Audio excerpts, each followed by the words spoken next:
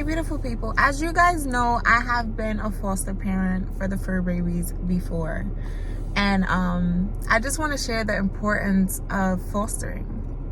So Sonic and Shadow journey, this was back in 2000 and I always get them confused. So Storm we took in, I believe, 2014, and then the boys we took in 2015. So we're gonna go with 2015. Yeah, I gotta look at their records.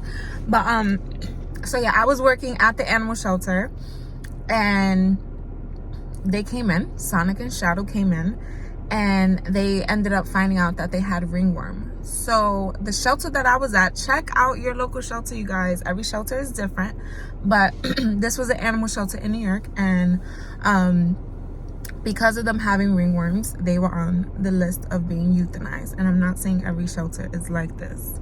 I know shelters in North Carolina that if they do have ringworm, they go into a foster care. They're separated. They're in a quarantine room. So that's what I'm saying. Don't automatically, oh my God, like, check out your shelters, see what they do. And if that's something that you think should be changed, contact your shelter. Do your part. But anyways, we're not there for that. So, we talk about the beauty of fostering. So I'm a big crybaby. Working there made me realize that I'm an even big crybaby than I thought I was, because let me tell you guys,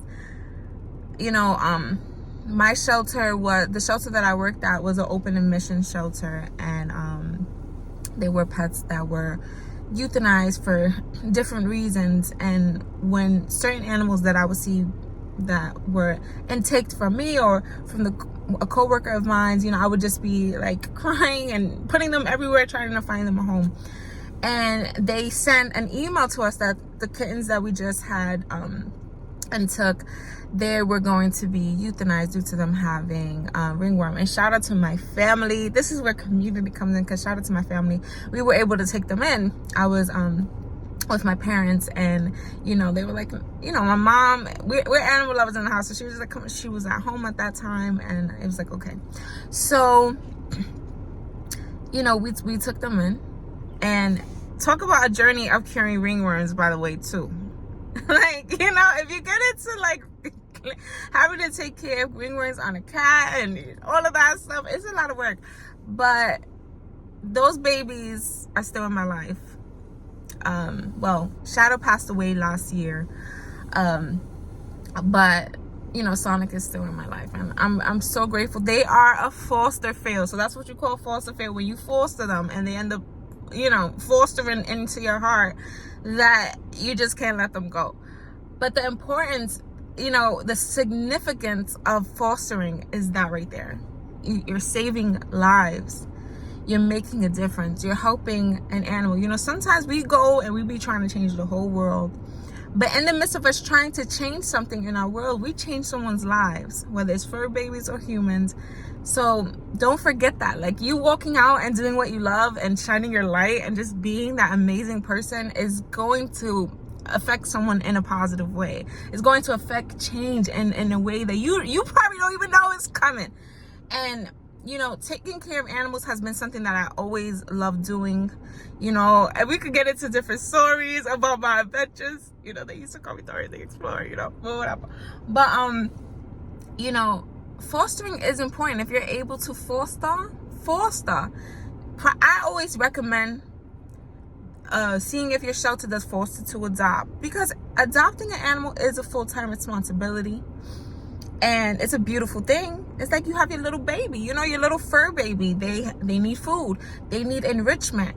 They need to go to the doctor, the veterinarian. They need love. They need that TLC. If you go on vacation, you need a good pet sitter. Hello. You know what I'm saying? Like, that's the babysitter. Like, So if you want them to get training, if they need to go to school for training, it's so many different things. And if they need to go get their hair done, grooming, so fostering to adopt is a great one as well.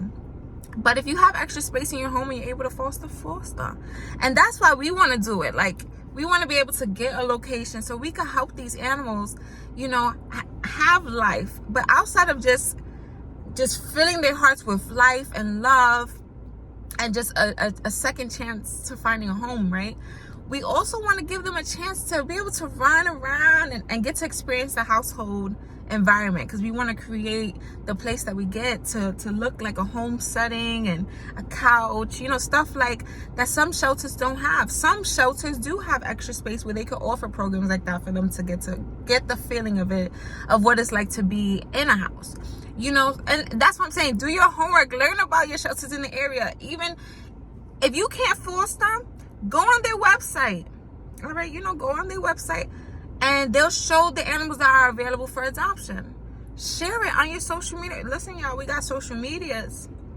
You know, you got those TikTok dances. I don't know, I can't do none of that.